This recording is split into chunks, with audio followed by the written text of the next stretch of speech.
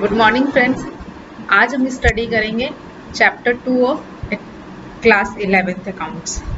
तो हमने first chapter में पढ़ा था objective of accounts and what is accounting. तो अकाउंटिंग क्या है? Accounting is the process of recording, classifying and summarising financial information. फिर उसके बाद ऑब्जेक्टिव ऑफ अकाउंट्स क्या है कि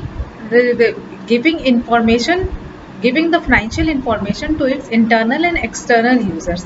अब इंटरनल यूजर्स क्या है और एक्सटर्नल यूजर्स क्या है वो भी आपको पता चल गया।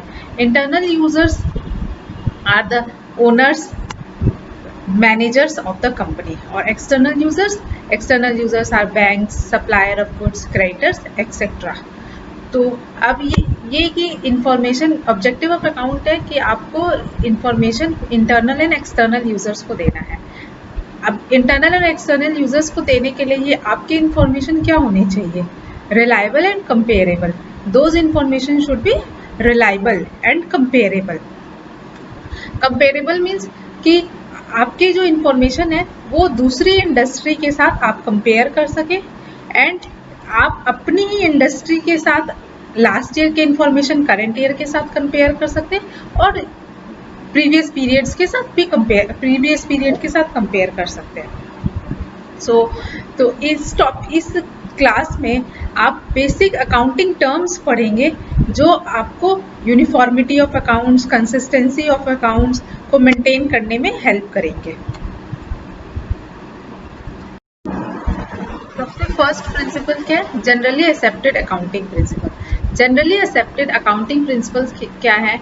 Are the rules and guidelines adopted to prepare and present the financial statements।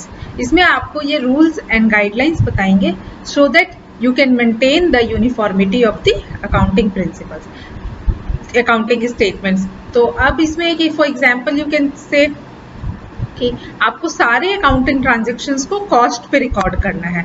You have to maintain all the accounting transactions at the historical cost.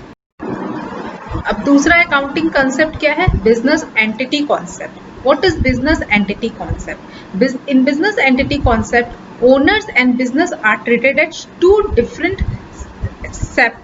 Different entity from business. वो दोनों एक दूसरे से सेपरेट एंटिटी ट्रीट किए जाते हैं। जैसे कि अगर मान लीजिए ओनर बिजनेस में कुछ पैसा डालता है तो वो बिजनेस के लिए एक लाइबिलिटी है कि उसको वो पैसे ओनर को वापस करने हैं। तो यही आपका बिजनेस एंटिटी कॉन्सेप्ट है कि वो दोनों एक सेपरेट लीगल एंटिटी है एक दूसरे से। दूसरा कॉन्सेप्ट हम पढ़ेंगे मनी मेजरमेंट कंसेप्ट। अब ये मनी मेजरमेंट कंसेप्ट क्या है कि हम बिजनेस में वही ट्रांजेक्शन्स को रिकॉर्ड करेंगे जिसको हम in terms of money measure कर सकते हैं।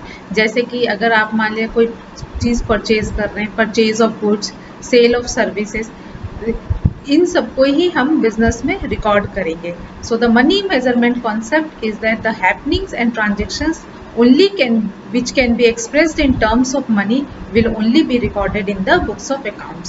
अब फॉर एग्जाम्पल है कि अगर कैपेबिलिटीज ऑफ ह्यूमन रिसोर्सेज, इसको हम मनी में मेजर नहीं कर सकते, इसलिए हम इसको बिजनेस ट्रांजेक्शन्स में नहीं दिखाएंगे।